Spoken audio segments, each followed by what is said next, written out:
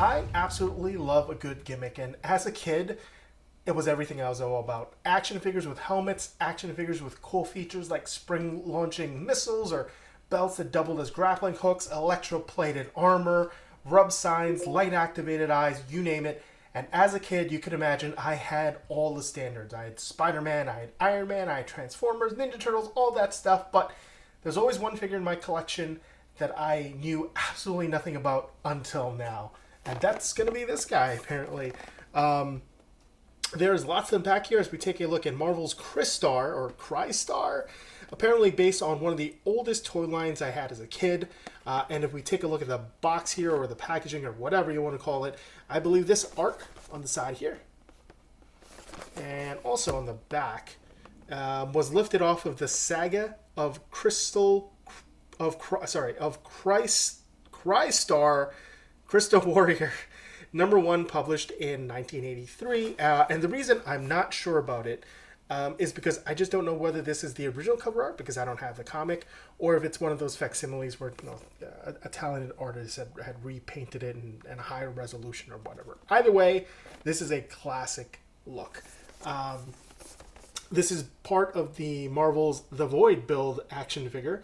And in case fans didn't already know this, when you see a weird qualifier in front of the character's standard name, it's a legal requirement for product differentiation, as the original name, the one without the prefix, could be seen as something either in the public domain, like Ratchet from the Transformers, which shares its name with a tool, or just something maybe that had already gotten copyrighted by a different company at the time. So again, this is Marvel's Crystar. There's also a video game called Crystar, so maybe that's where the differentiation came.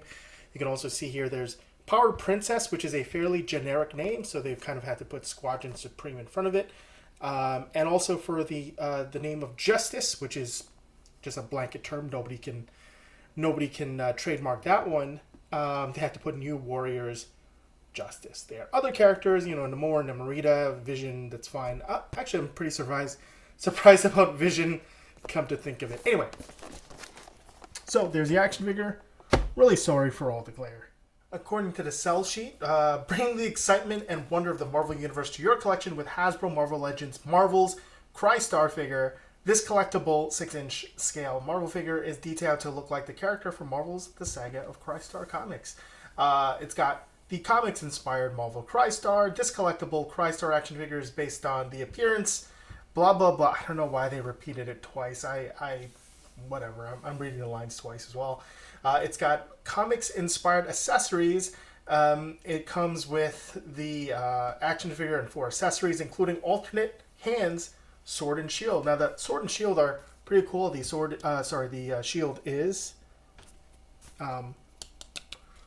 pretty hard plastic. The sword is more of a softer plastic, if that makes a difference. But they do have some good lines on it.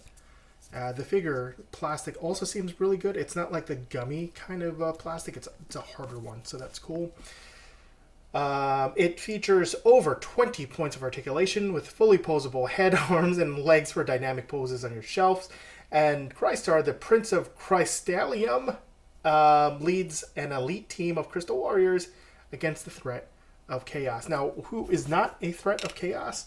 These creepy bug hands that come with it. It is the grossest, most vile thing I've ever seen. Not only is the sculpt gross, but just the color that they used, because it is so reminiscent of like what you imagine bug legs to look like, except much smaller scale. But this is super big scale, and it's really gross. Anyway, put that off to the side. We've got a couple hands there. Again, we're going to just look at the figure for a little bit. Now, the original Crystar has had a removable helmet that most people lose. So if you find the helmet, well, good on you. Your figure's worth a little bit extra money. I tried to remove it, and the only thing that happened was I popped off the head. But you can sort of see there are still ears sculpted into the original head. And I think they just glued on the helmet, which is somewhat disappointing, unfortunately. Yeah. Very cool, very vibrant reds, and it's easy to pop in and off the hands. as we get onto the articulation, it's got swivel hinge ankles, double hinge knees, which are pinless, swivel thighs, ball jointed drop down hips, ab crunch waist, waist articulation swivel, standard ball jointed shoulders, ball jointed head, swivel hinge shoulders, double hinged elbows, which are pinless, and swivel hinge wrists.